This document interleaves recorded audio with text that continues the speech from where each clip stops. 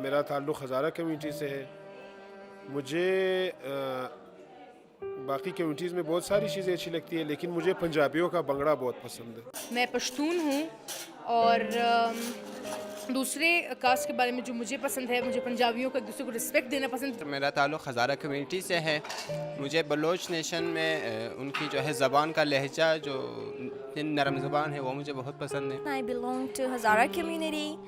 Um, I like a lot of things about others' cultures, and the thing which I like the most about Pathan culture is their jewelries. मेरा ताल्लुक़ है Bloch community से और मुझे दूसरे communities में हज़ारा community की आश बहुत पसंद है और हिंदू कम्युनिटी की मुझे दिवाली बहुत पसंद है। पश्तून कम्युनिटी की मुझे अतन बहुत ज़्यादा पसंद है और इसी तरह पंजाब कम्युनिटी का वो जो लुडी करते हैं, लुडी डालते हैं, वो मुझे बहुत ज़्यादा पसंद है। मैं हज़ारा कम्युनिटी से ताल्लुक़ रखती हूँ और सबके कल्चर्स में जो रंग है वो सारे खूबसूरत है, मुझे सारे पसंद है।